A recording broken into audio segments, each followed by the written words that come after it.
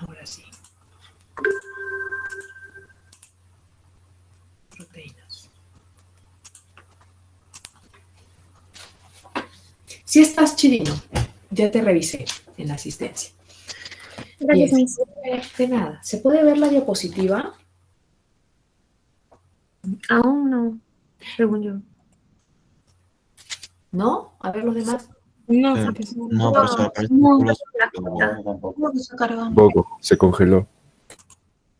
Ya, a ver, vamos a detener y volver a cargar.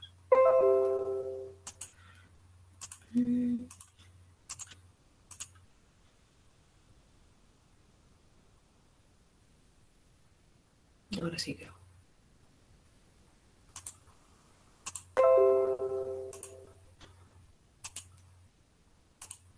¿Ahora sí?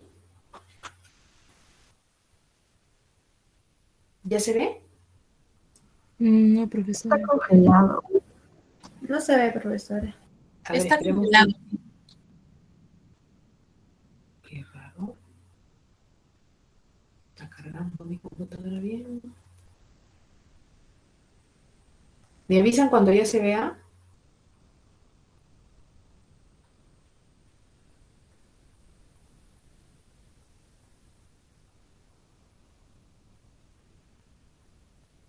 Nada.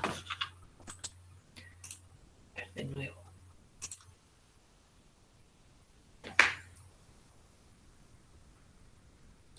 Ahora sí se ven las diapositivas, Miss. Ay, justo apreté el botón de detener. Ya, a ver, vamos a ver nuevamente.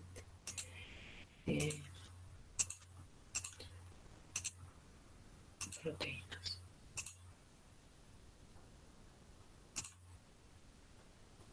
Me dicen si se ve, por favor. Sí se ve, Miss. Ah, genial. Listo. Estuvimos hablando en la clase anterior sobre las propiedades de los aminoácidos. Habíamos manifestado que los aminoácidos presentan propiedades eléctricas, propiedades que le confieren también a sus proteínas constituyentes, ¿no es cierto? Y habíamos dicho que esta propiedad eléctrica es gracias a la presencia de grupos ionizables que encontramos en su estructura. Todo aminoácido por lo menos tendrá su grupo alfa-amino y carboxilo como grupos ionizables y algunos tenían adicionalmente lo que eran los grupos ionizables de sus cadenas laterales, ¿cierto? Quiere decir que podemos utilizar también la técnica de cromatografía de intercambio iónico, así como también la electroforesis, para poder separar aminoácidos, ¿no es cierto? Veamos cómo es que se trabaja la cromatografía para este fin en particular, para separar aminoácidos que se diferencian entre ellos por su carga eléctrica, es decir, se diferencian a su vez en sus puntos isoeléctricos, ¿no es cierto? Porque eso va a influir en qué carga adopten según qué pH en que lo vayamos a colocar.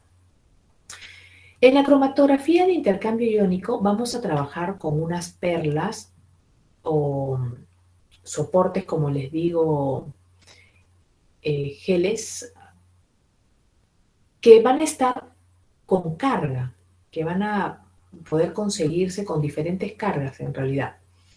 Estas perlas las hay con carga entonces positiva y las hay con carga negativa. Hay algunas que las más usuales en utilizarse son las que están revestidas con carboximetilcelulosa, que en ese caso están cargadas negativamente, y hay otras que están recubiertas con dietilaminocelulosa, que más bien están cargadas positivamente. Entonces, si nosotros tenemos una mezcla de aminoácidos cuya diferencia es la carga, vamos a, en el caso de este ejemplo, llenar nuestra columna con estas resinas de intercambio iónico. Supongamos que utilizamos como la imagen las que están cargadas positivamente, y cuando pasemos entonces nuestra mezcla de aminoácidos que se encuentran con cargas porque las hemos colocado a un determinado pH dentro de un buffer particular, aquellas que hayan adoptado carga negativa se se unirán a estas resinas por atracción de cargas opuestas, mientras que las que están con carga positiva no se van a unir y van a eludir la columna, recuperándose en los primeros tubos que se recuperen de abrir la parte baja de la columna, ¿no? Que es como un sistema como visto tipo bureta, que tiene una llavecita y gota a gota va cayendo. Para liberar los aminoácidos que tienen carga negativa y que se quedaron pegados a la resina, una vez que ya recuperé todos los positivos que eludieron rápidamente la columna, ahora para recuperar a los de carga negativa, lo que vamos a hacer es pasar una serie de buffer o tampones de pH creciente, de tal manera que al exponerlos a estos otros pHs, la fuerza iónica va a cambiar, es decir, sus grupos ionizables van a cambiar, pudiendo pasar pues de un positivo o una fórmula de suiterión o hasta un ion de carga totalmente contraria, ¿no? Soltándose entonces de estas resinas. Así tenemos que, en primer lugar, se soltarán los que tienen una unión más débil, en este caso serían los que tienen una carga negativa baja, y los últimos en soltarse serían los que tienen una carga negativa más fuerte, ¿no? Y así tendríamos separados a todos nuestros iones que se diferenciaban por la carga, utilizando estas resinas de intercambio iónico, como ustedes ven. Los aminoácidos también presentan propiedades químicas, basado en sus constituyentes estructurales. Por ejemplo, aquí están viendo algunas reacciones que nos permiten identificar aminoácidos en base a el grupo amino. Como el grupo amino lo tienen todos los aminoácidos, entonces diríamos que estas son reacciones comunes a todos los aminoácidos, ¿no? Porque todos tienen ese grupo y por lo tanto todos van a reaccionar aquí. Dentro de estas reacciones tenemos la reacción de la anhidrina, la reacción con el 2,4 nitrobenceno, que es conocido como el reactivo de Sanger, la reacción del cloruro de Danzig, que es una reacción más bien de fluorescencia, que lógicamente para esto pues tendríamos que estar preparados y contar con un cuarto adecuado, ¿no?, de oscuridad para que se pueda notar la fluorescencia. En el caso de la reacción con el reactivo de Sanger, con el dinitrobenceno, es una reacción colorimétrica que los aminoácidos generan, intensifican en realidad el color amarillo, lo vuelven intenso en presencia del reactivo de Sanger. En el caso de la reacción de cloruro de Danzig, es, como ya les dije, una reacción de fluorescencia entre colores verduzcos y azulados se van a observar. Y en el caso de la reacción de la anhidrina es un reactivo de color amarillo bajito, pero cuando está en presencia de aminoácidos, vira a un color púrpura azulado. Una de las más fáciles de realizar en laboratorios es la de la anhidrina, porque es bastante económico el reactivo, fácil de conseguir, no hay mayores requerimientos allí. Y esto, por ejemplo, nosotros también lo desarrollamos en nuestro laboratorio de biología y bioquímica, es una reacción bastante rapidita. La anhidrina es un reactivo que es altamente oxidante, causa la desaminación oxidativa de los aminoácidos y posteriormente también les libera la fracción del carbono en la forma de CO2. El complejo coloreado se forma por la combinación de el CO2 liberado producto de la reacción, como les dije, la anhidrina que ha sido reducida, o sea que ya reaccionó con el aminoácido, y un excedente de anhidrina sin reaccionar, que siempre queda ahí en el medio. Esos tres componentes se unen y forman el complejo coloreado púrpura azulado, que es lo que nos permite identificar cualitativamente que sí hay aminoácidos en una muestra, utilizando este reactivo. En el caso de la prolina, el reactivo prolina solamente da una reacción amarillenta a la anhidrina, porque acordémonos que la prolina es un iminoácido, no tiene el grupo amino tal cual como amino, ¿no?, sino como NH nada más. Entonces por eso su reacción es un poquito diferente en realidad con respecto a los demás aminoácidos. Pero estas reacciones que mencioné son reacciones comunes a todos los aminoácidos prácticamente, ¿no?, con la excepción dada. Por aquí están observando ustedes otras reacciones que más bien están basadas en la diferencia estructural que hay a nivel de las cadenas laterales de nuestros aminoácidos proteicos. Así tenemos, o sea, estas ya son reacciones específicas para ciertos aminoácidos, ¿no? No para todos. Así tenemos, por ejemplo, la reacción de Millón, donde utilizamos el nitrato de mercurio en ácido nítrico. Es específica para la tirosina y da una coloración rojiza en positividad. Tenemos también el reactivo de Ehrlich, que es un reactivo también muy conocido, que es el paradimetilaminobenzoaldehído, diluido en ácido clorhídrico y que es positivo a la presencia de triptófano, dando una coloración azul. Tenemos también el reactivo de nitroprusiato, que también tenemos en laboratorio, de sodio diluido en medio alcalino, en amoníaco para ser más precisa, que es específica para la cisteína y da una coloración rojiza, al igual que la reacción de Sullivan, que utiliza la sulfonatoquinona, hidrosulfito de sodio, dando también una coloración rojiza en presencia de cisteína, como les decía. Por otro lado, tenemos la reacción de Pauli, que es la reacción que utiliza el ácido sulfanílico en medio alcalino, que es específica para tirosina y también para histidina y que da una coloración también rojiza. Si se dan cuenta, la mayoría de las reacciones de este tipo dan coloración rojiza, excepto Ehrlich y Folin, que es el último a mencionar, que utiliza el ácido fosfomolibdotúnstico, que es específico también para la tirosina y que, como les decía, da una coloración azulada. Todos estos son reactivos típicos para identificar específicos aminoácidos por su cadena lateral. Existen enfermedades que cursan con aumento de la concentración de aminoácidos en orina y que están asociadas a una alteración en el metabolismo de los aminoácidos. Estas condiciones patológicas se conocen como aminoacidurias. Las podemos clasificar en dos tipos, la tipo 1 y la tipo 2. En la tipo 1, la alteración está a nivel de las enzimas que participan en el metabolismo de uno o más aminoácidos.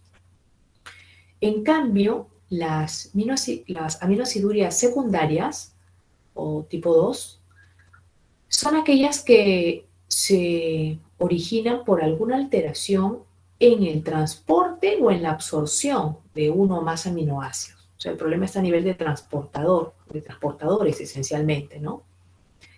En el caso de las primarias, estas típicamente se presentan con aumentos de la concentración de ciertos aminoácidos, tanto en sangre como en orina.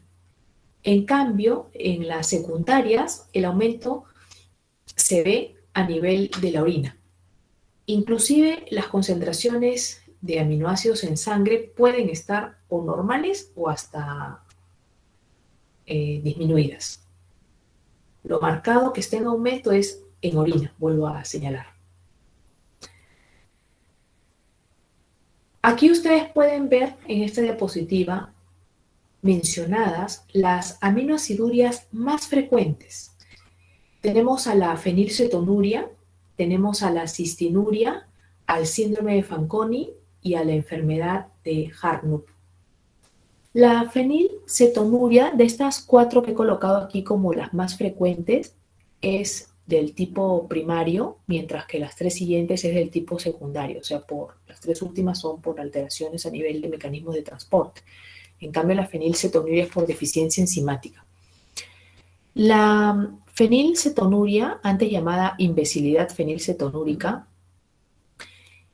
es causada por la deficiencia de la enzima fenilalanina hidroxilasa, que normalmente se encarga de hidroxilar a la fenilalanina para convertirla en tirosina, que es un procedimiento que nos ayuda a disminuir las cantidades de fenilalanina en nuestro cuerpo. Es una reacción común que se da en nuestro cuerpo. Pero como estos pacientes no tienen esta enzima, entonces la fenilalanina se empieza a acumular y se va hacia la formación de otros compuestos como el ácido fenilpirúvico, por ejemplo, que van a dañar especialmente el sistema nervioso a nivel del encéfalo. Y es por eso que estos pacientes sufren un serio retraso mental.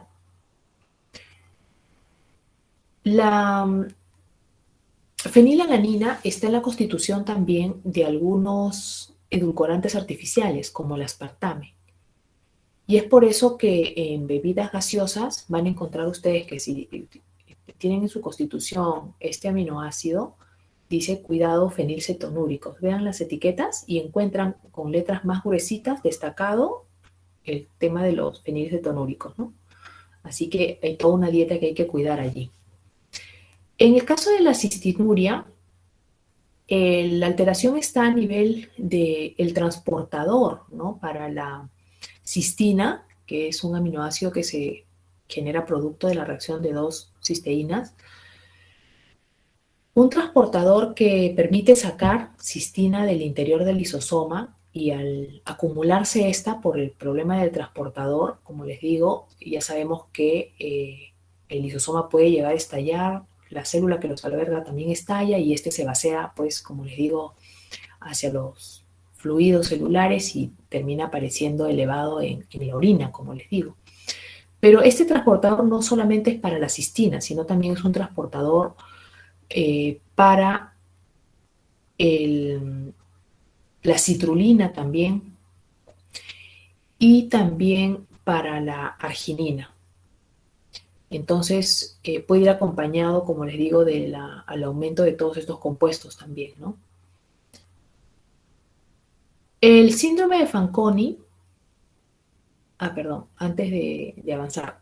En el caso de la cistinuria, algo que me olvidé de señalarles es que esta cistina va a formar unos precipitados, unos cristales que van a dañar especialmente los riñones y por eso una de las manifestaciones más importantes es el dolor, ¿no?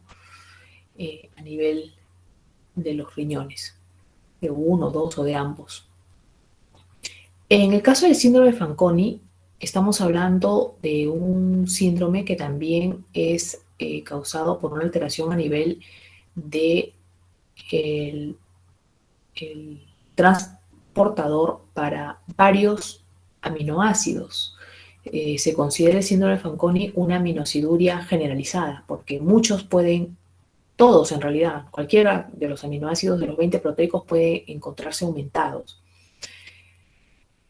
Algo que también es bien particular del síndrome de Fanconi es que se altera también el transporte de glucosa y de moléculas fosfatadas, de tal manera que estos pacientes cursan con glucosuria, es decir, el hallazgo de glucosa en altas concentraciones en orina, y también con hipofosfatemia, porque al parecer este transportador está relacionado también con ellos, influye, ¿no?, sobre el metabolismo o la absorción de estas moléculas.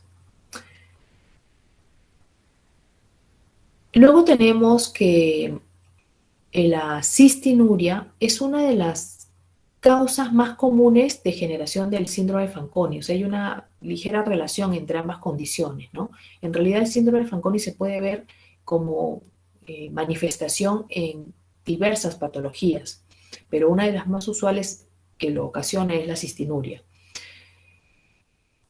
Luego tenemos la enfermedad de Harnut, que es una aminosiduria de los aminoácidos neutros que van a encontrarse elevados en la orina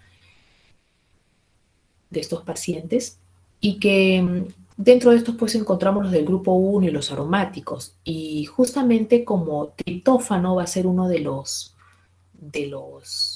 aminoácidos que para encontrarlo en alta cantidad en la orina quiere decir que lo estamos perdiendo, ¿no es cierto?, nuestro cuerpo va a eliminarse nuestro cuerpo por allí.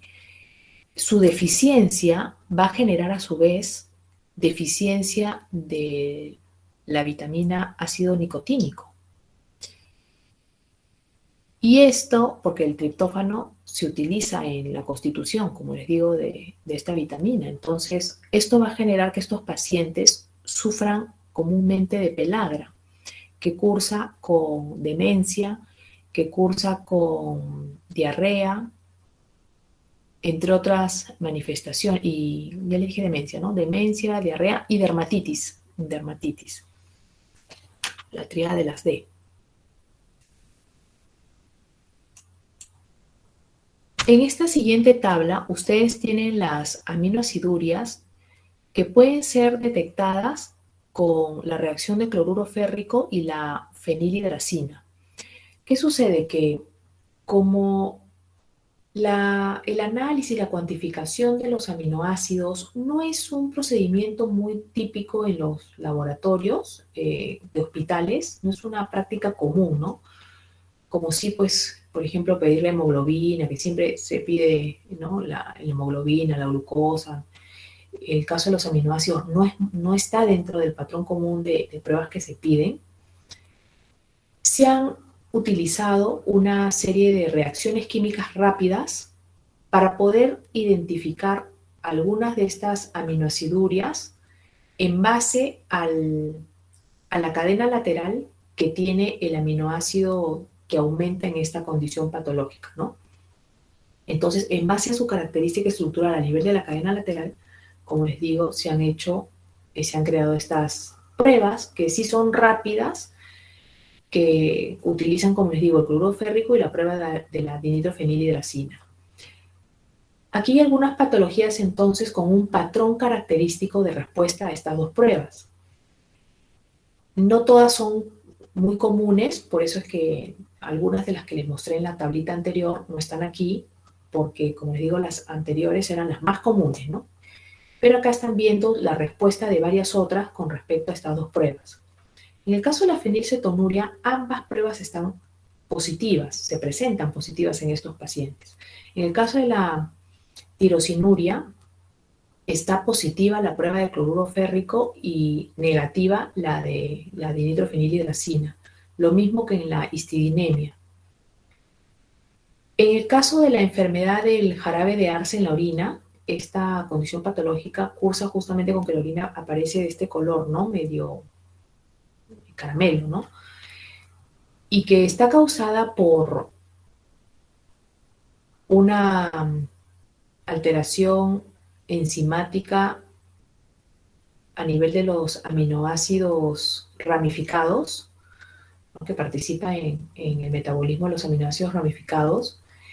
Esta condición patológica cursa con una prueba de cloruro férrico negativa y más bien la prueba de la dinitrofenilhidracina positiva. Lo mismo que en el caso de la hiperglicemia y la hiperlicinemia.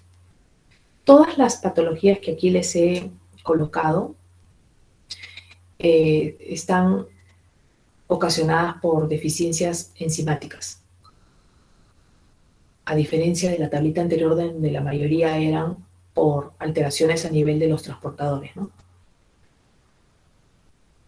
La cistinuria, que la mencioné en el caso anterior, en la tablita anterior, y que sería por una alteración a nivel de transportador, de igual manera tiene un patrón común de respuesta a estas dos pruebas. También da negativa a la prueba de cloruro férrico y positiva a la prueba de dinitrofenilhidracina. Veamos un casito clínico para reafirmar la importancia del estudio de los aminoácidos en la práctica médica. Tenemos un niño de 12 años de edad que fue llevado al servicio de emergencia de un hospital público por presentar un dolor muy intenso en el flanco derecho. Entonces estamos hablando de la división que hacemos, ¿no? A nivel del abdomen en 9 sectores.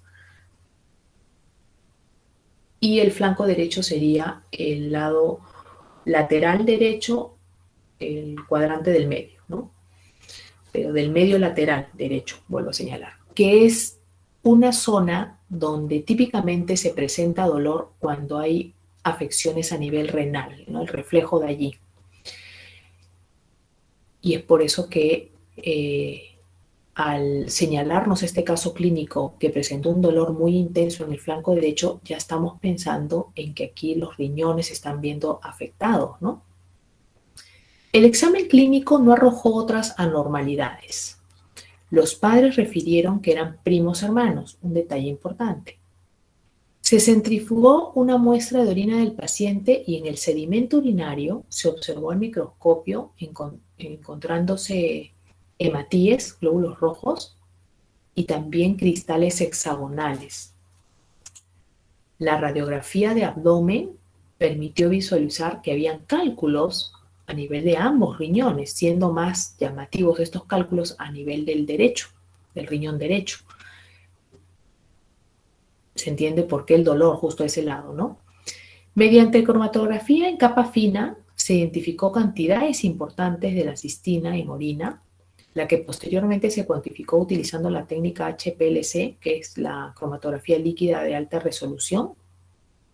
Es un subtipo también más, como dice su nombre, ¿no?, de mayor resolución, una variante de cromatografía líquida, como les digo.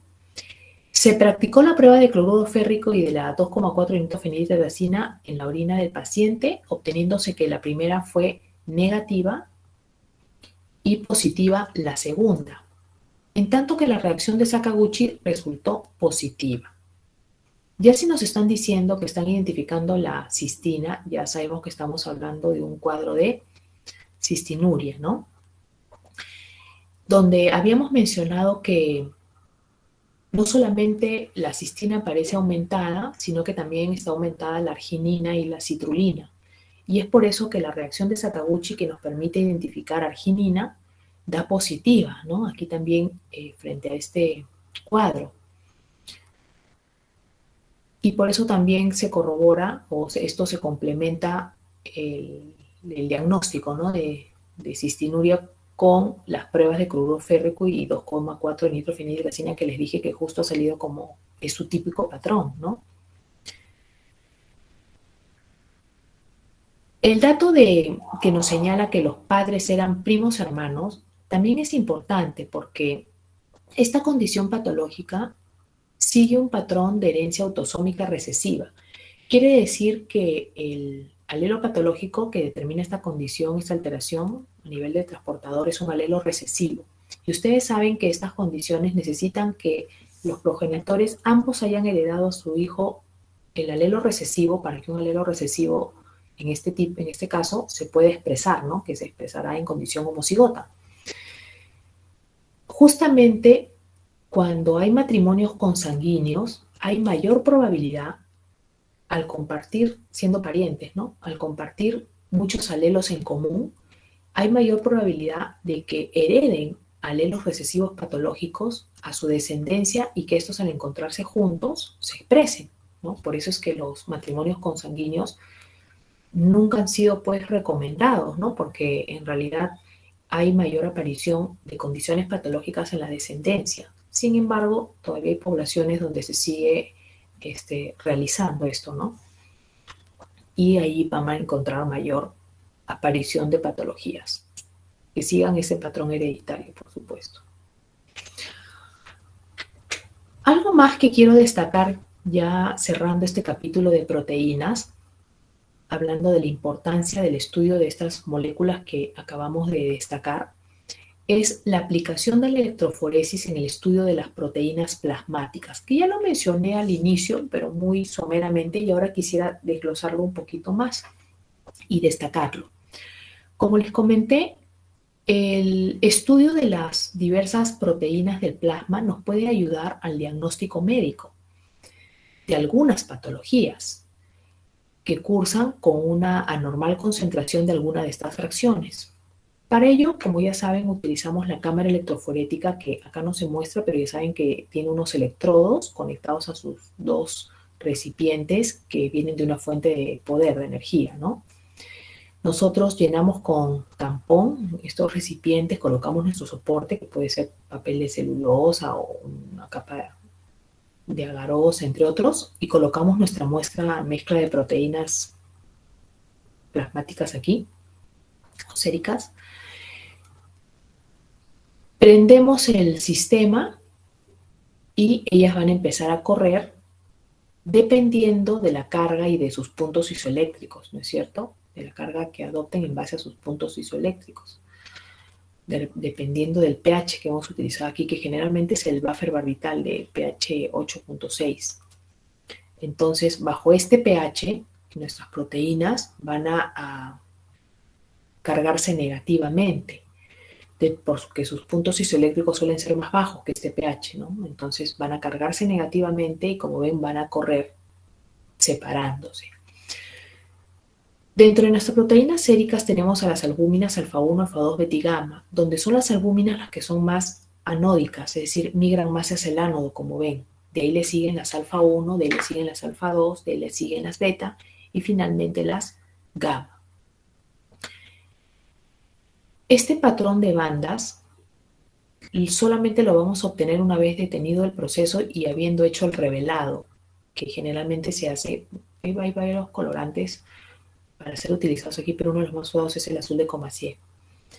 Entonces, se revela y ya se pueden ver como manchitas azuladas, entre celestes y azuladas, para ver, uno, la ubicación, porque eso me dice cuál es más, como le dije, anódica o cuál es más catódica. Dos, las concentraciones, ¿no? Porque el grosor de la banda me habla de la concentración en que se encuentran cada una de ellas.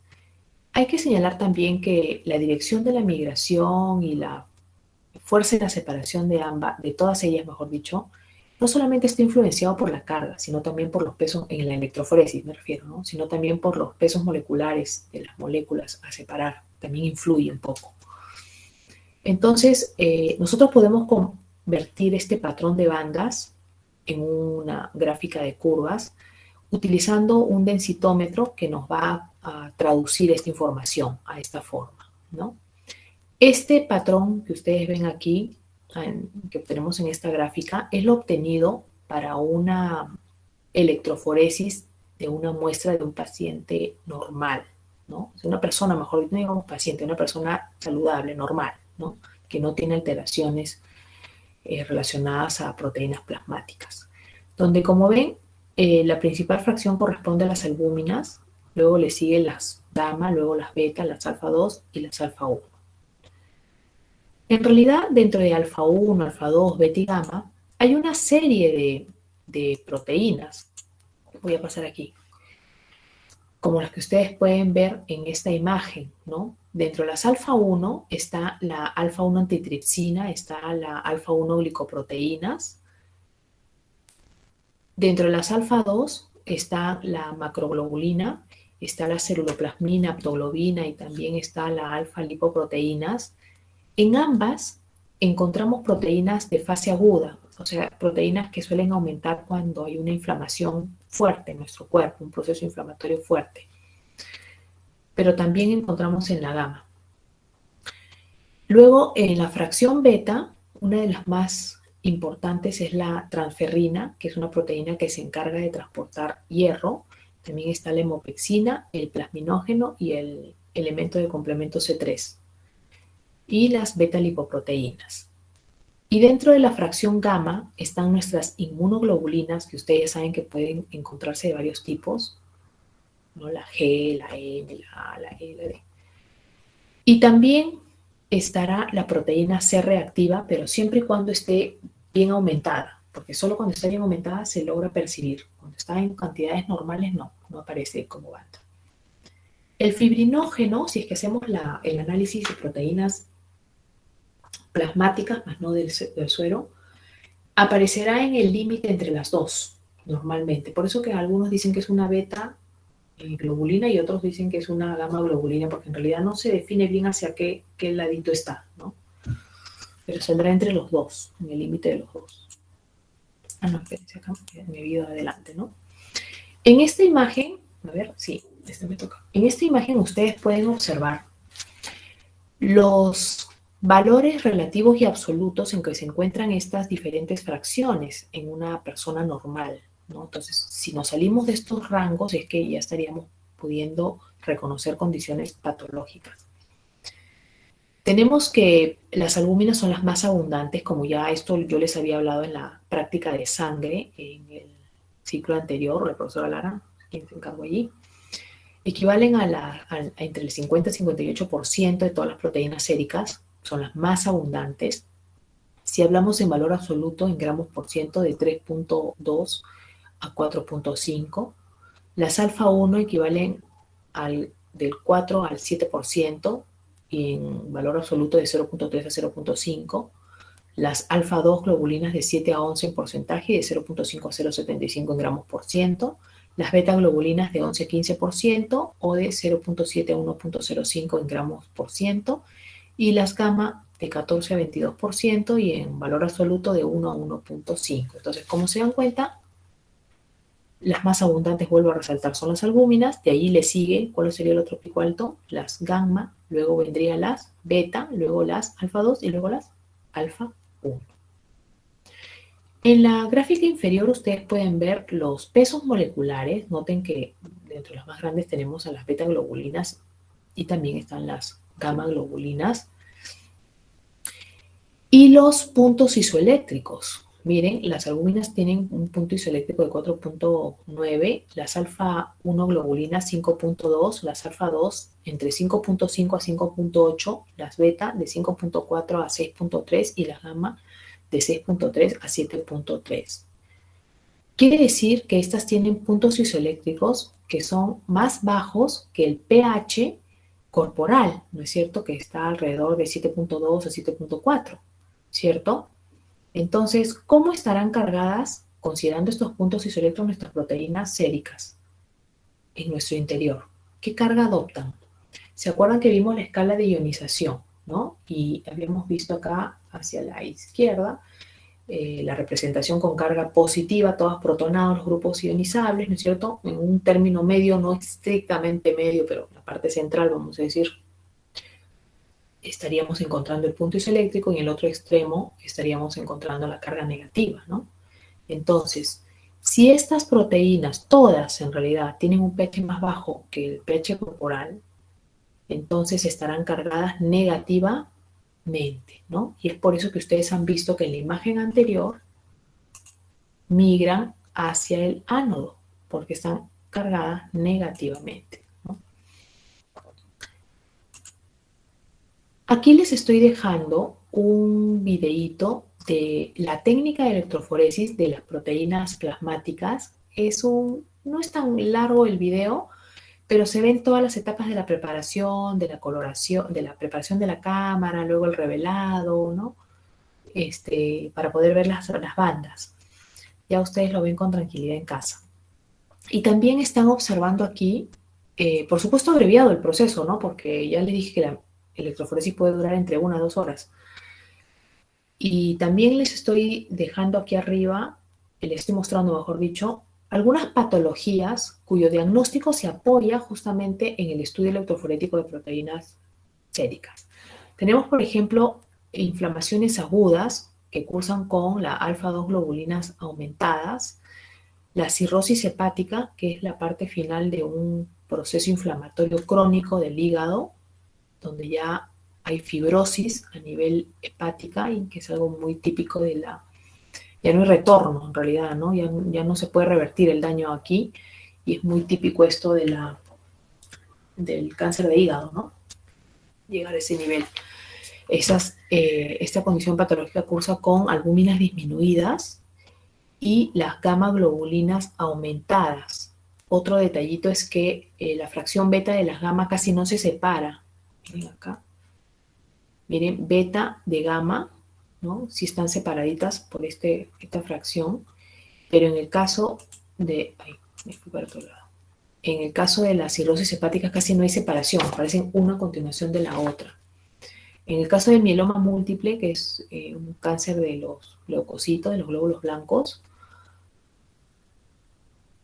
están bastante aumentadas las gamma globulinas. Y en el caso del síndrome nefrótico, están disminuidas las albúminas y aumentadas las alfa-2 globulinas. Entonces, hay algunas patologías, y acá solamente hemos puesto algunas, ¿no? Hay otras condiciones también, hasta desnutrición, ¿no?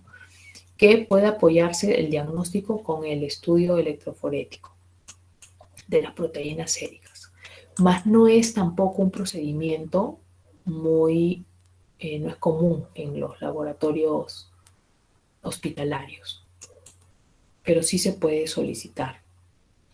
Voy a compartirles muy bien, ahora cerramos el tema de proteínas y pasamos al tema de enzimas.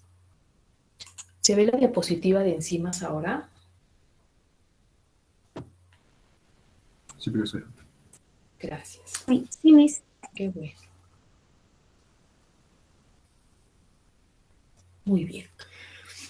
Como ustedes ya conocen, pues ya hemos hecho en el ciclo anterior un pequeño preámbulo al respecto de las enzimas. Las enzimas son nuestros catalizadores orgánicos, ¿no es cierto? Nuestros aceleradores de nuestras reacciones químicas. También existen catalizadores inorgánicos, entonces, sí, pero hay bastantes diferencias entre lo que son los orgánicos y los inorgánicos. En algunos casos el inorgánico tiene ciertas ventajas, pero en realidad la mayoría de ventajas las tienen los orgánicos y por eso han sido elegidos como nuestros catalizadores a nivel corporal. Las enzimas, ¿por qué son importantes? Porque son necesarias para que nuestras reacciones químicas se den a velocidades adecuadas para sustentar la vida a nivel celular, ¿no? Y como organismo, por supuesto. Porque regulan nuestro metabolismo, las enzimas. Porque se pueden utilizar para el diagnóstico de algunas patologías y porque son útiles para el tratamiento de varias enfermedades. Aquí tienen ustedes una diapositiva donde podemos ver las diferencias entre un catalizador inorgánico y un catalizador orgánico, que son las enzimas.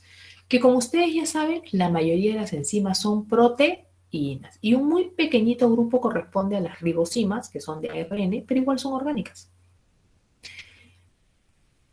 Termolabilidad, entonces.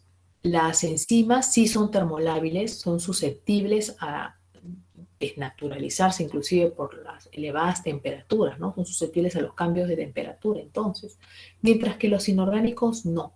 Eso diríamos que es la ventaja que tienen los inorgánicos, ¿no? Además de que pueden durar mucho tiempo, justamente porque no son muy frágiles, ¿no? Pueden durar años, décadas. En cambio, una enzima, siendo un componente orgánico, tiene un tiempo determinado de vida, ¿no?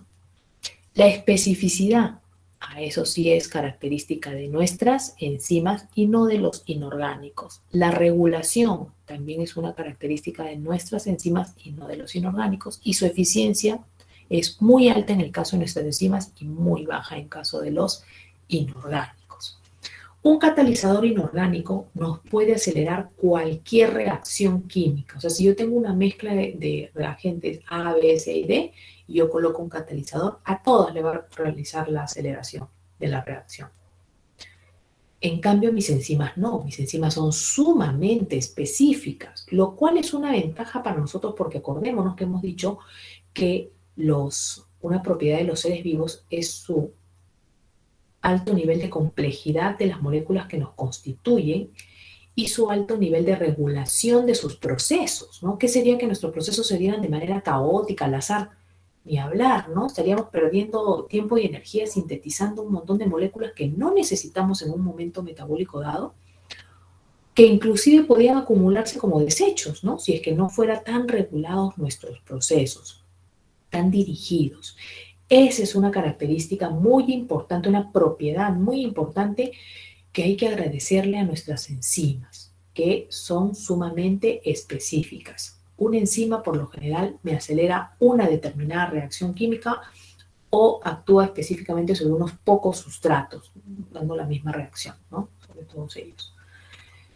En cambio, los inorgánicos no, como ya les mencioné.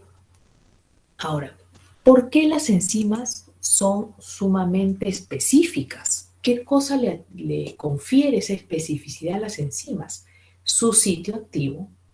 Toda enzima, como ustedes ven aquí, tiene una porción de su estructura que se denomina sitio activo, que tendrá que ser complementario, como ustedes ven, en forma y carga también al sustrato o los sustratos sobre el cual actúa.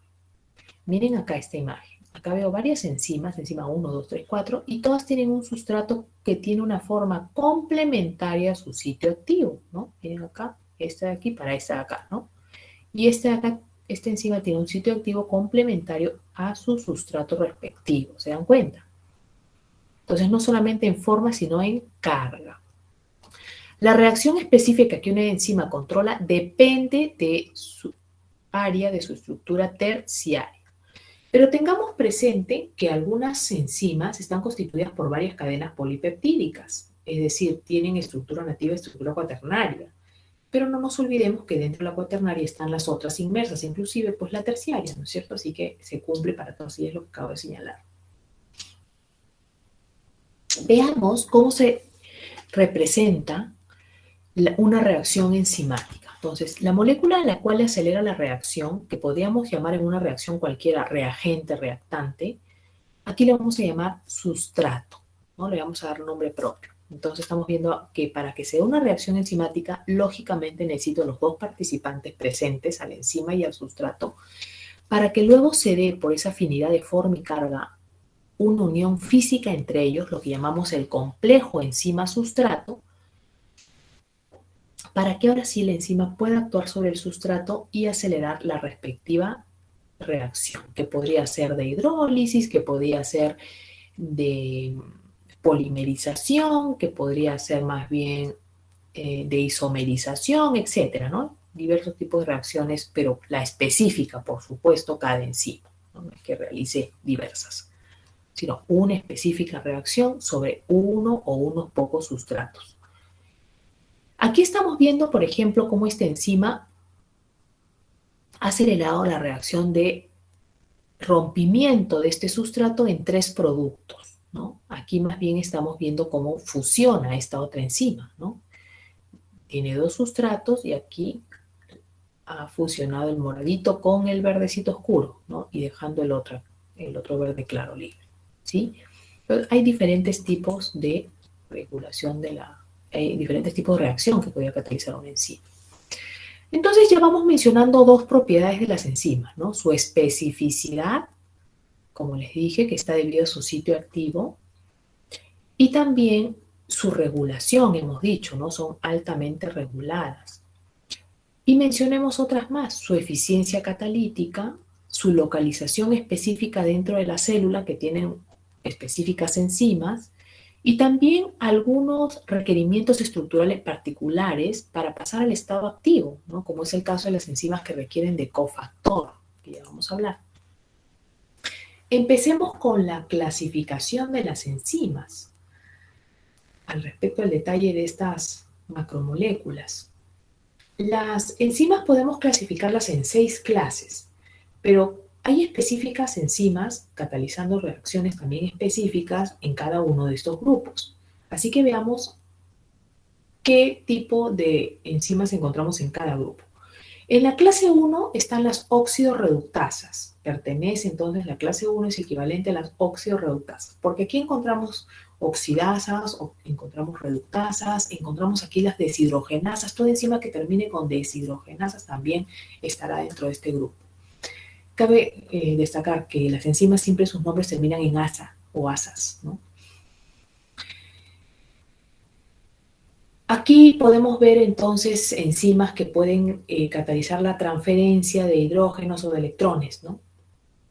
En la clase 2 encontramos a las transferasas, es el grupo de las transferasas, la clase 2, donde encontramos enzimas que transfieren grupos o elementos, pero de una molécula a otra. Dentro de los más comunes grupos a transferir están los carboxilos, los amino, los carbonilo, grupos azufrados, entre otros. Acá están pues las glicosiltransferasas, aquí están las quinasas, las transferasas de fosfato, no las quinasas, entre otras. Aminotransferasas también están acá. En la clase 3 encontramos a las hidrolasas, corresponde a la clase de las hidrolasas, aquellas enzimas que realizan hidrólisis. ¿Qué cosa es hidrolizar? Romper enlaces fundamentales, pero con la necesidad de agua. ¿Por qué con la necesidad de agua? Porque son los elementos del agua los que van a ser introducidos a los componentes en que se va a partir una molécula, rompiendo enlaces fundamentales. En la clase 4 encontramos las liasas, que también rompen enlaces fundamentales, pero sin, al igual que las hidrolasas, pero sin la necesidad de agua. En la clase 5 encontramos a las isomerasas, que al igual que las transferasas también catalizan transferencia de elementos o grupos, pero dentro de una misma molécula en este caso, no de una molécula diferente a otra, sino dentro de la misma estructura de una molécula, constituyendo isómeros, ¿no? ¿Se acuerdan? La galactosa, la glucosa, la manosa de la glucosa eran isómeros. Eran moléculas que tenían el mismo número de átomos de carbono, hidrógeno, oxígeno, pero con una distribución ya en sus fórmulas extendidas a niveles de grupos funcionales diferentes, ¿no? Y tenemos a las ligasas en la clase 6, que son aquellas que unen, forman enlaces. Unen entonces, podemos acá encontrar moléculas que están uniendo monómeros para formar, por ejemplo, estructuras de mayor tamaño, ¿no? Entonces catalizan la formación de enlaces, pero para ello necesitan la energía del ATP. En esta imagen ustedes están viendo entonces a la izquierda unas gráficas que representan la acción de las oxidorreductasas, por ejemplo, transferencia de hidrógenos, como les dije, o de electrones. Las transferasas, miren cómo aquí este grupo se lo hemos pasado al de acá, ¿no? Esa es la transferasa. Las hidrolasas, que requieren agua para romper enlaces. Las liasas, que también rompen, pero sin la necesidad de agua, que han roto un doble enlace y lo han vuelto enlace simple por acá, ¿no? Las isomerasas, que generan isómeros porque cambian la posición, como les dije, de grupos dentro de una misma molécula, de tal manera que la convierten en su isómero. Y las ligasas, que forman nuevos enlaces, pero para ello necesitan energía del ATP. Toda enzima tiene un número clave. ¿Qué quiere decir un número clave? Un número clave es su denominación en base a su clasificación.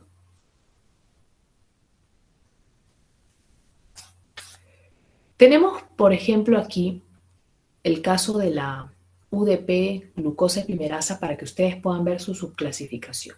¿Qué sucede? Que dentro de cada clase que he mencionado encontramos subclases, varias subclases, y dentro de cada subclase podemos encontrar varias subclases. Y dentro de cada subclase podemos encontrar una tandada de enzimas respectivas con un número de orden en particular. Entonces de ahí vienen los 4 números que ustedes están viendo aquí, que equivalen a la clave de una enzima. En el caso de la UDP, glucosa epimerasa, me dicen que su número clave es 5.1.3.2. Quiere decir que pertenece a la clase 5, dentro de esa clase 5 la subclase 1, dentro de esa subclase 1 a la subclase 3, y dentro de esa subclase 3 al número de orden 2.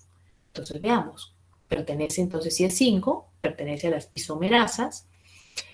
Si dentro de esa clase las isomerasas pertenece a la subclase 1, es que pertenece al grupo de las racemasas y las epimerasas. Estas se parecen mucho, solo que las racemasas hacen cambio de la posición del grupo, elemento que está asociado al único carbono quiral que tienen. En cambio, las epimerasas actúan sobre moléculas que tienen varios centros quirales, varios centros asimétricos. Y dijimos que dentro de la subclase 1 se encontraba en la subclase 3. Entonces acá ven sus 3 subclases, ¿no? La 1, la 2, la 3. Acá la vamos a encontrar, ¿no? Y dentro de la subclase 3 dijimos que pertenecía al número orden 2. Entonces, aquí está la 1, que es la ribulosa fosfato epimerasa, y aquí está la punto 2, que sería esta UDP glucasa epimerasa. Esta subclase actúa específicamente sobre carbohidratos y derivados, ¿no? Y en este caso es sobre la UDP glucosa. Por eso se llama UDP glucosa epimerasa. En libros especializados de investigación bioquímica podríamos encontrar a la enzima con su denominación de clave, ya no el nombre largo, ¿no? Sino solamente el número clave. Muy bien. Dijimos que las enzimas lo que hacen en nuestro cuerpo es acelerar la velocidad de las reacciones, disminuyendo, ¿o cómo logran eso? Disminuyendo la energía de activación de la reacción que cataliza. Entonces, reafirmar.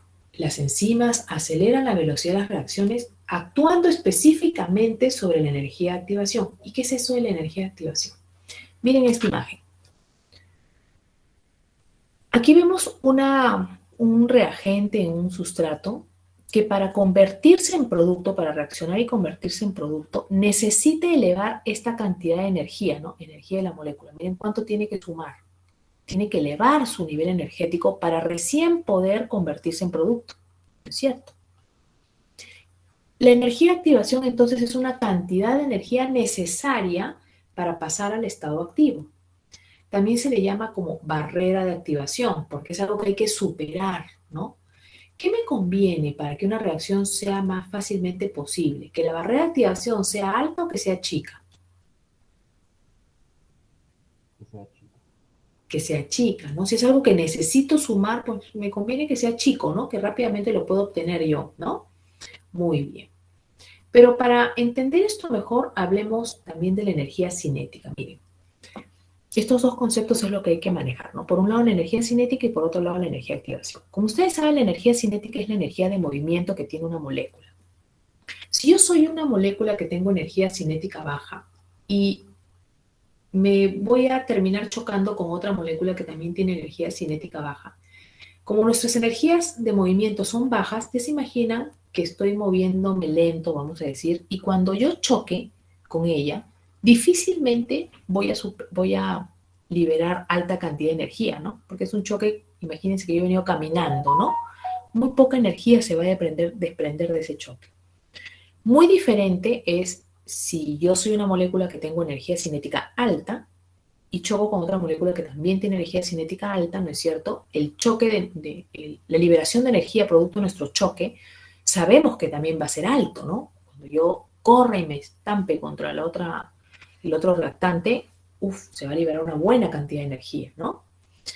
Es más probable entonces, entendemos esto, ¿no? Es más probable que una reacción para reactantes que tienen energía cinética baja, no, que tiene energía cinética alta, supere la energía de activación en contraste con unas moléculas que tienen energía cinética baja, ¿no es cierto? Va a ser muy difícil, entonces, en el último caso, que si son moléculas con energía cinética baja, la cantidad de energía que liberen les permita superar su energía de activación, ¿no? Su barrera de activación. Salvo que, claro, alguien me diga, profesora, pero podría ser que su energía de activación es bajita también. Ahí podría ser quizás, ¿no? Que con la pequeña cantidad que liberaron, pues logren superar esa barrera. Pero eso de que la barrera sea muy bajita sería algo inusual, ¿no? Es por eso que nuestras enzimas tienen acá una función, pues, relevante, ¿no? No solamente para acelerar la reacción de las moléculas que tienen energía cinética baja, sino también sobre las que tienen, sobre todas, ¿no? Las que tengan también energía cinética alta, les ayuda a que se dé más rápidamente. Ahora, un mecanismo, si comparamos, ¿no? Un mecanismo típico para elevar la energía cinética de moléculas es exponiéndolas a elevadas temperaturas, ¿no? Nosotros sabemos que cuando tenemos un medio con reagentes y lo llevamos a elevada temperatura, aumentamos la energía cinética y se vuelven reactivos rápidamente, ¿no? Como cuando vimos el agua, por ejemplo, ¿no? Que lo ponemos a elevada temperatura y empieza la ebullición, ¿no? Se rompen ahí, interactúan entre ellas, hasta se rompen sus puentes de hidrógeno y llegan hasta el estado gaseoso. Pero esta modalidad, esta estrategia, ¿hubiera sido conveniente para nosotros? Es decir, de actuar sobre la energía cinética o de actuar sobre la energía de activación, ¿hubiera sido favorable que nuestro mecanismo haya sido que se eleve la energía, que se aumente la energía cinética mediante la elevación de la temperatura? No, no es cierto, porque nosotros sabemos que frente a elevadas temperaturas nuestras enzimas se desnaturalizarían, ¿no? O sea, por querer lograr que se den nuestras reacciones, si nuestro cuerpo trabajara con ese mecanismo, a su vez generaría que una serie de proteínas se estuvieran destruyendo, ¿no? Se estuviera alterando su función biológica, ni hablar. La naturaleza ha sido bien sabia en elegir el factor sobre el cual van a actuar nuestras enzimas, ¿no? Que es el otro factor, la energía de activación. ¿Actuando de qué manera sobre esa energía de activación? Hemos dicho, disminuyendo esa energía de activación. ¿Y cómo así también logran esto? Cabe irnos a mayor profundidad en la pregunta, ¿no? Esto lo logran gracias a que las propias enzimas, siendo moléculas en sí mismas igual, también tienen una energía de activación. Y adivinen cómo es su energía de activación, bajita o alta. bajitas, ¿no? Todas las enzimas tienen una energía de activación súper baja que hace que ellas sean reactivas rápidamente y cuando se unan a un sustrato, pues le transmitan esta situación igual a ellos, ¿no? Que la energía de activación se vuelva baja para todo el complejo ya unido. Y así, miren cómo disminuye la barrera de activación en esta imagen. Esta fue la reacción que les dije sin enzima y miren ahora con la presencia de la enzima respectiva. Miren a lo que se convirtió la barrera de activación a solamente esta altura. Esto está fácil de superar, ¿no es cierto? Definitivamente. Con un simple choque, muy bien, en presencia de la enzima ya podrían ser reactivas, ¿no? Eso es lo que logramos gracias a nuestras enzimas. Qué maravillosa la naturaleza. Pero destaquemos que por si acaso no vayan a confundir, las enzimas no modifican la constante de equilibrio de una reacción química. ¿Se acuerdan que ya hemos hablado de la constante de equilibrio de una reacción química, ¿no? Es el valor, ¿no? Toda reacción reversible tiene una constante de equilibrio, que es el valor del cociente, o sea, de la división, como ustedes están viendo aquí, de su reacción, es decir, de sus productos multiplicados y elevados ellos a sus coeficientes estequiométricos, es decir, a estos valores que uno, en este caso aquí y aquí, que uno suele colocar para balancear la ecuación, ¿no es cierto?, dividido entre las concentraciones de los reagentes, también elevados a sus coeficientes estequiométricos, ¿no? En el equilibrio, por supuesto, todo esto es en el estado de equilibrio. ¿Y qué habíamos dicho que era el estado de equilibrio? Aquel momento de la reacción en el cual las concentraciones de los participantes, o sea, tanto los sustratos como los productos, ya no se modifican. ¿Por qué? Porque la velocidad de la reacción de ida, de esta de acá, es la misma que la velocidad de la reacción de vuelta. O sea, ni bien se están convirtiendo productos, se están volviendo a reconstituir, ¿no es cierto? Ese es el estado de equilibrio. Entonces, haciendo esta evaluación, sacando este cociente, este valor propio de estas reacciones reversibles en el estado de equilibrio, nosotros obtenemos un valor que nos puede dar información, como decíamos, al respecto de hacia dónde tiene mayor tendencia esta reacción reversible, si hacia la formación de productos o hacia la reversión, ¿no? Si va hacia la formación de productos, entonces diríamos está con tendencia a la derecha, ¿no? En cambio, si revierte hacia la izquierda. Entonces, algo que ya habíamos dicho la semana pasada también es que cuando la constante de equilibrio K, KE, KC, de varias formas se puede representar la constante de equilibrio, ¿no?, es alta, quiere decir que la concentración del producto será muy alta comparada a la concentración de los sustratos en el momento del equilibrio, porque todo esto siempre es en el momento del equilibrio, ¿no?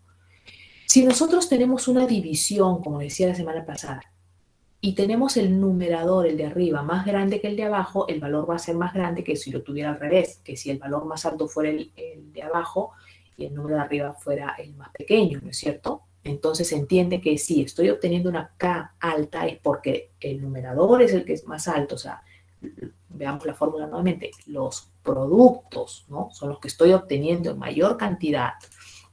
Por lo tanto, quiere decir que la reacción tiende a la generación de esos productos, ¿no es cierto? O sea, está más favorecida hacia la derecha, ¿no?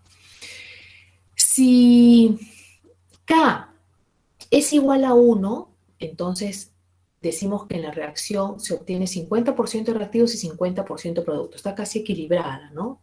Tengo la misma tendencia para ambos lados. Si más bien es mayor a 1, decíamos, la reacción está favorecida hacia la derecha, o sea, hacia la formación del producto. Si más bien es menor a 1, hacia la reversión, hacia la izquierda, ¿no? Acá tenemos un ejemplo de reacción. Por ejemplo, reacción en fase gaseosa del hidrógeno con el cloro para formar el cloruro de hidrógeno, que es gaseoso también.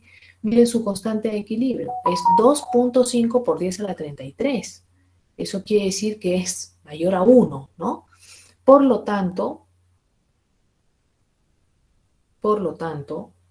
está favorecida hacia la formación de el gas cloruro de hidrógeno en el equilibrio. Tiene mayor tendencia hacia esta formación, ¿no? hacia la formación de los productos. Mientras que si tuviera mayor tendencia hacia la izquierda, diríamos que es muy reversible, ¿no? Que rápidamente revierte.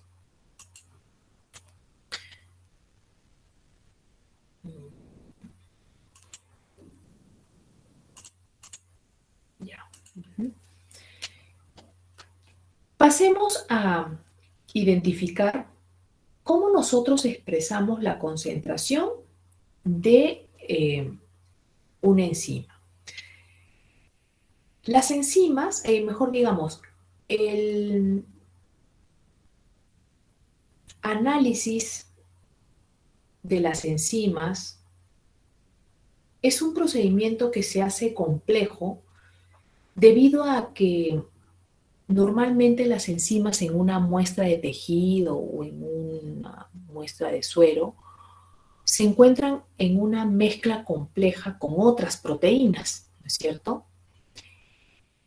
Y además se encuentran en pequeñas cantidades. Por eso es que más informativo, más importante que conocer la concentración en que se encuentra una enzima dentro de un tejido, dentro de un medio de análisis, como puede ser el suero, es conocer mejor su actividad enzimática. Porque podría ser que yo tengo en una muestra de tejido un montón de la enzima, pero no está activa. ¿De qué me serviría esa información, ¿no? De saber su concentración. Voy a darme cuenta que hay mucho, pero lamentablemente no está activo y lo que a mí me interesa es saber si la enzima está activa, ¿no es cierto? ¿Qué tanto expresa su actividad? Y por lo tanto con esa actividad me genera el producto que a mí me interesa evaluar, ¿no? Es por eso que normalmente nosotros expresamos o estudiamos a las enzimas en base a sus actividades enzimáticas. Como les digo, su medida más utilizada es la medida de su actividad enzimática. La actividad enzimática se suele expresar en unidades internacionales. Estas unidades han sido planteadas por la Comisión de Enzimas que ha uniformizado esta expresión a nivel mundial. Y es por eso que mientras cuando ustedes se hacen análisis de metabolitos como glucosa, creatinina, colesterol, las concentraciones que ustedes obtienen en ese informe de laboratorio son las típicas expresiones de concentración, ¿no es cierto? Miligramos por ciento, gramos por litro, etcétera, etcétera.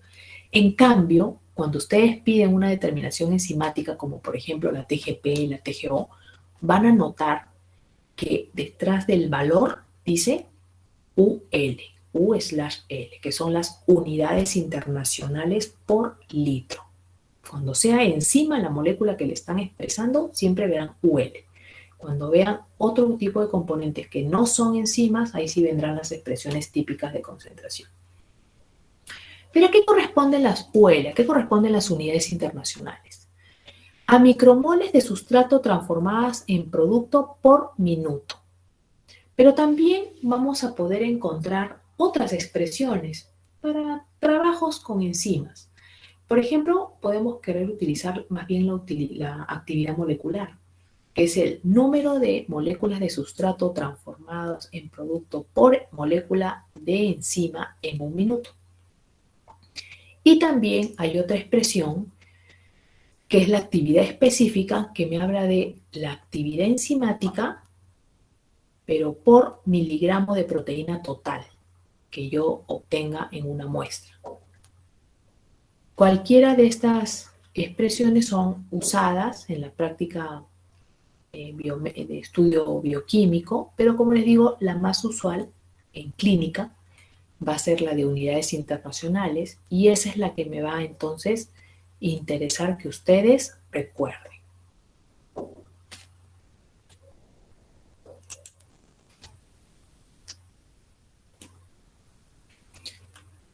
Hablemos de particulares enzimas, porque como les decía, como son un vasto grupo de moléculas, de macromoléculas, vamos a encontrar particularidades en algunos grupos de ellas y de igual manera específicos mecanismos de regulación también en diversas enzimas. Hay varios mecanismos. Cuando hablamos de las isoenzimas, las isoenzimas son las diversas formas moleculares que puede tener un mismo tipo de enzima.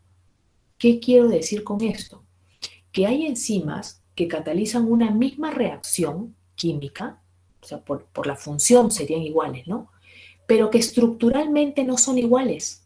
Inclusive podemos encontrar isoformas parecidas unas de otras e isoformas absolutamente diferentes unas de otras. O sea, que no haya nada estructuralmente en común, excepto la función que ambas realizan, ¿no? Las enzimas que se presentan con formas isoenzimáticas tienen también, hay que destacar, una ubicación celular predominante en nuestro cuerpo, lo cual ha hecho que a estas las podamos utilizar convenientemente como apoyo diagnóstico de algunas situaciones patológicas o lesiones a nivel de específicos tejidos u órganos.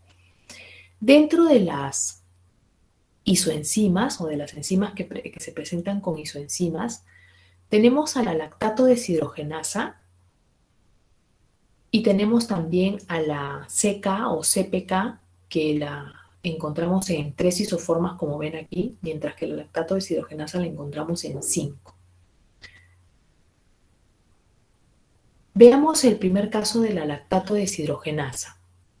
La lactato deshidrogenasa es una enzima que está constituida por 4 cadenas polipeptídicas, pero sus 4 cadenas pueden ser tipo H, es decir, a estas cadenas se le llama tipo H porque tienen una secuencia particular aminoácidica que vamos a reconocerla como H, y las 4 tienen la misma secuencia, ¿no? Por eso esta es la lactato deshidrogenasa tipo 1, abreviada como LDH tipo 1, que tiene 4 cadenas H. Esta es la más anódica cuando hacemos su corrido a nivel de la electroforesis. Tenemos después otra isoforma que tiene 3 cadenas H, como ustedes ven aquí, y una cadena diferente que vamos a llamar cadena M. Esta es la lactato deshidrogenasa tipo 2. Tenemos otra isoforma donde 2 cadenas que posee son tipo H y 2 tipo M. Esa es la tipo 3. Tenemos otra con solamente una cadena H y 3 M, que es la lactato deshidrogenasa tipo 4.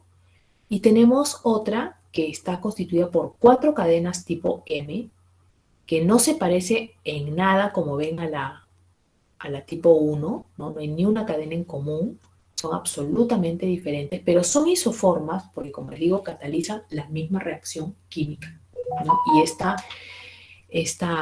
tipo 5 es la más catódica cuando hacemos su corrido a nivel de la electroforesis. Estas enzimas, como les dije, las isoenzimas, tienen localizaciones corporales donde están más abundantes una isoforma que otra, lo cual nos ayuda al apoyo diagnóstico de una alteración a nivel de ese específico tejido u órgano. Por ejemplo, acá están viendo ustedes que a nivel de riñón encontramos las isoformas principalmente H1, LDH tipo 1 y LDH tipo 2. Mientras que en el corazón la más abundante va a ser la tipo 2, mientras que en el músculo la más abundante va a ser la tipo 5, y en el hígado también la más abundante va a ser la tipo 5. Entonces, si estoy frente a una injuria cardíaca como en un infarto de miocardio, sabiendo que la isoforma más abundante en corazón es la LDH tipo 2, solicitaré, ¿no es cierto?, un análisis de sangre de esta isoenzima, de esta isoforma, porque se entiende que si el corazón se ha dañado y las células, algunas se han roto, esta enzima que se encontraba dentro se ha vaciado en mayor concentración de lo que yo la puedo encontrar en la sangre de una persona normal. Y se dan cuenta, de esta manera apoyo mi diagnóstico médico. Si más bien estoy frente a una alteración hepática, solicitaré la cuantificación de la lactato deshidrogenasa tipo 5, que es la más abundante a nivel de hígado, ¿no? Y así como se dan cuenta, entonces podemos utilizar las enzimas en el diagnóstico médico, en el apoyo del diagnóstico médico. Una de las características que les dije por lo que era importante el estudio de las enzimas. Aquí ustedes en la parte inferior están viendo otro tipo de enzima que también tiene varias isoformas, la creatinofosfoquinasa, que es una enzima que en realidad se encarga pues, de añadirle fosfato a la creatina, almacenando energía en realidad dentro de esta molécula y que le sirve como una fuente alternativa energética al músculo en primer lugar, ¿no? Pero esta enzima no solamente está a nivel de músculo esquelético, está también en varias otras localizaciones. Como ven, la creatinofosfoquinasa tipo 1, también llamada tipo BB, porque está bien abundante en cerebro, se encuentra en mayor concentración en esta localización, así como en los pulmones. En cambio, la tipo 2, que es la conocida MB, es más abundante en corazón, mientras que la tipo 3, abreviada como MM, está principalmente a nivel de músculo esquelético. Entonces, la creatinofosfoquinasa tipo MB también nos puede ayudar al apoyo diagnóstico de infarto de miocardio, si se dan cuenta aquí, ¿no? Solicitando esta fracción, porque esta es la que está abundante a nivel de este tejido. Y de igual manera entiendo que si hay injuria, rompimiento de células cardíacas, esta enzima en esta isoforma que se encontraba aquí en mayor concentración va a aparecer en la sangre en mayor concentración al vaciarse a ella, ¿no? Y es por eso que las enzimas resaltan importancia con respecto a su uso en el diagnóstico médico. Ya, todavía no voy a avanzar, me voy a quedar allí para estar más o menos con el otro grupo a la par, pero si quiero terminar, no he puesto esa gráfica creo, ya. Gracias a la utilización, entonces, quiero terminar con este temita, gracias a la utilización de enzimas que se presentan con formas isoenzimáticas, o también enzimas o metabolitos que son muy propios de una localización corporal, podemos apoyar el diagnóstico de ciertas patologías.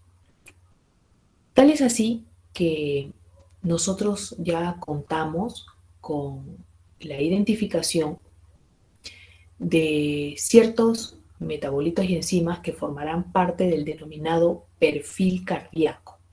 Así como también tenemos otra tandada de metabolitos y enzimas que nos ayudan a identificar alteraciones a nivel del hígado y formarán parte del reconocido perfil hepático, ¿no? Entonces tenemos moléculas que se analizan para ver daño hepático y otra tandada que se utilizan para ver alteración a nivel de más bien el hígado. Tenemos, por ejemplo, dentro del perfil, creo que eso es lo que viene a continuación, ¿no? Sí, del perfil hepático, la determinación de la TGP, la determinación de la TGO, también está la fosfatasa alcalina, la gamma-glutamil transferasa, la LDH, que también hemos dicho que está a nivel de hígado, y también la determinación de la bilirrubina, que a diferencia de las demás que he mencionado, no es una enzima. Las bilirrubinas son un producto del catabolismo del grupo hemo, o sea, de todas nuestras hemoproteínas, especialmente de nuestra hemoglobina, que es una hemoproteína bastante abundante en nosotros, ¿no? Y que también, como el hígado, participa en el metabolismo de la bilirrubina, para ser más precisa, en su eliminación, ya que el hígado lo capta, la conjuga la bilirrubina, la convierte en bilirrubina conjugada para que así se vuelva más soluble y se pueda excretar. Cuando hay daño a nivel hepático, alguna de estas funciones que tendrían que cumplirse allí no se van a cumplir y por lo tanto las bilirrubinas también, junto con estas enzimas que he mencionado, también se va a presentar con concentraciones por encima de lo normal. La PGP es una transaminasa, es una enzima tipo transaminasa, es la transaminasa glutámico pirúvico, y la TGO es la abreviatura de la transaminasa glutámico oxaloacética. La TGO es más abundante en el citoplasma de células cardíacas y la TGP es más abundante en el citoplasma de células hepáticas. Estas enzimas participan en el metabolismo de aminoácidos, pero aquí las utilizamos, como les digo, en el diagnóstico fundamentalmente por su ubicación preferente, como les digo, en el respectivo tejido. Pero ¿por qué estoy mencionando entonces TGO? También acaba hablando de hígado, de perfil hepático. Lo que sucede es que la TGO, aparte de encontrarse en el citoplasma, también se encuentra a nivel de las mitocondrias. Entonces, cuando hay daño hepático que no solamente rompe a las células hepáticas liberando la TGP, que va a estar alta, sino que también cursa con rompimiento de las mitocondrias, entonces hasta la TGO que estaba allí dentro de las mitocondrias a nivel de los hepatocitos se libera, aumentando inclusive más que la TGP, porque ¿cuántas mitocondrias tenemos? Uf, ¿no? Miles. Entonces, cuando hay un aumento de TGP, perdón, de TGO mayor que TGP, habiendo daño hepático, ese diagnóstico es de mal pronóstico, ¿no? Algo que generalmente se puede observar, por ejemplo, en los casos de cirrosis, donde el daño es tan profundo a nivel hepático que hasta las mitocondrias se han roto, ¿no?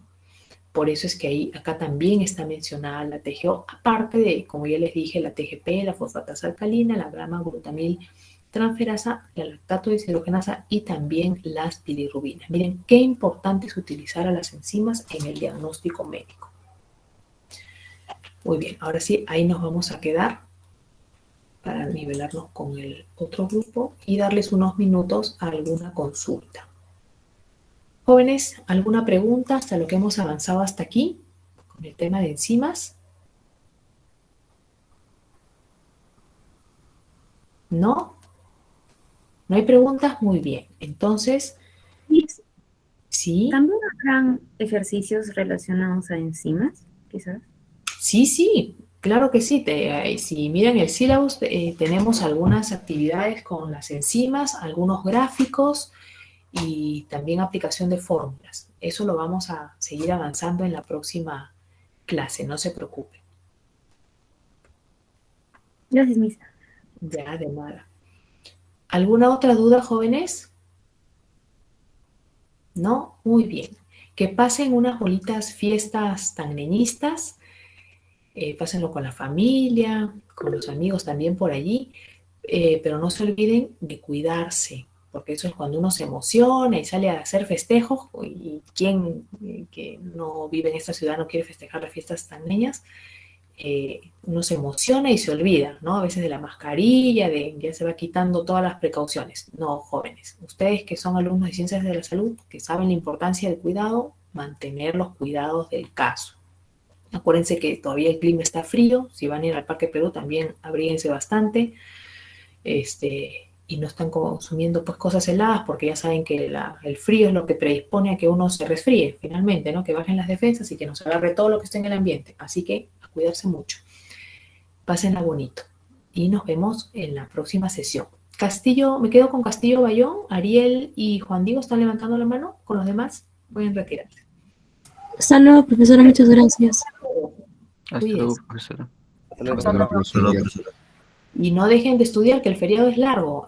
Han dado feriado, me estaba olvidando, perdón, el día lunes ya salió el comunicado a nivel de la universidad. Bueno, por lo menos a nosotros nos han mandado el comunicado, pero es recuperable, ¿no? Y el martes, que es calendarizado por Día de Santa Rosita, también se tiene que recuperar. Así que ya van a coordinar eso con la profesora Lara, por favor, ¿ya? Todo lo que es práctica, ya saben, con la profesora Lara, lo que son talleres, con la profesora de taller. Y esta semana tocaba, la que viene, toca prácticas, así que la coordinación que tienen que hacer es con la profesora Lara. Y ya saben lo de investigación con la profesora Gallardo. ¿Me decías, Juan Diego, o Alexis. Sí, le quería decir que no logré entrar para la asistencia porque tenía problemas con la conexión.